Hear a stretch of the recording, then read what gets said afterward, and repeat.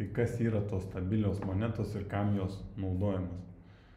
USDT tai viena iš stabilių monetų yra, jeigu atsiversim CoinMarketCap, matysim, kad ji yra trečia. Europai pagal mikroreguliavimą netitinka, nes tiek, kiek yra turto, 183 milijardai ir 201 milijonas 60 tūkstančių ir 277 doleriai.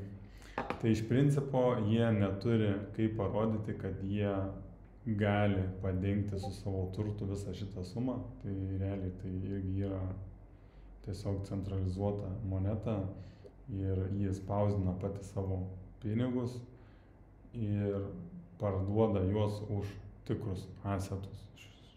Šiuo atveju Bitcoin, Ethereum, visas kitas monetas.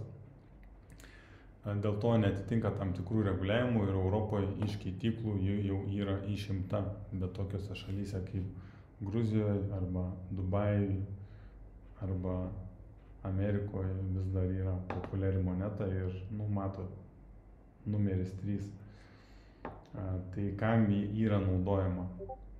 Ethereum kaina kinta, Bitcoino kaina kinta, XRP kaina kinta, BNB kaina kinta, visų monetų kaina kinta.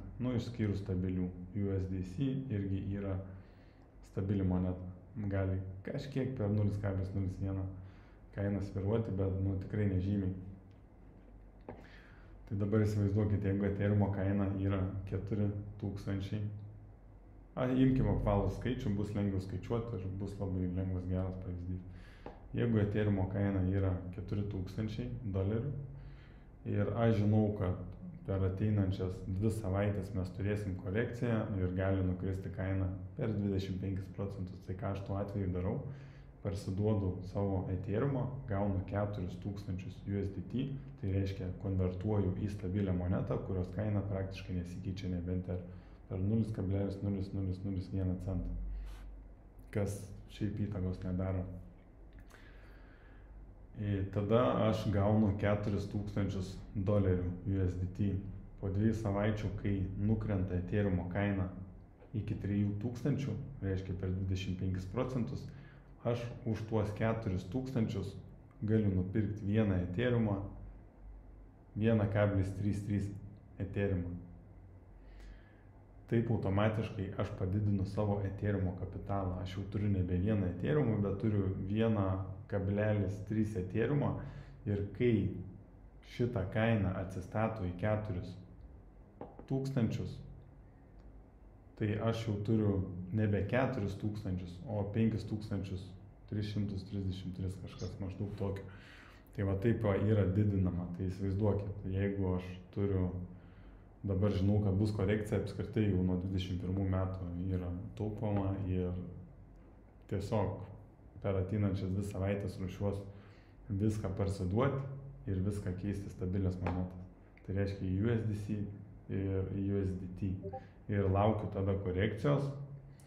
Kai bus korekcija, aš pradėsiu supirkinėti vėl, bet ne už visus pinigus, bet dalimis, nes nežinom, kada bus tas dugnas.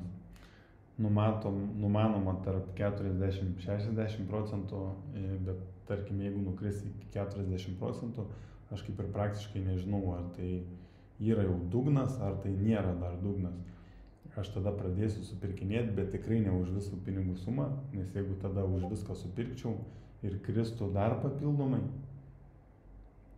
per tiek pat, tai tada būtų nuostolis. Dėl to aš vėl darau DCA ir neskubėsiu pradėti supirkinėti. Tikrai aš manau, kad vis tiek viskas pasikartoja ir iki kalėdų, per ateinančias 2 savaitės mes turėsim dar šiokį tokį šuolį ir paskui aš manau, kad viskas eis žemyn ir prasidės visa šita korekcija.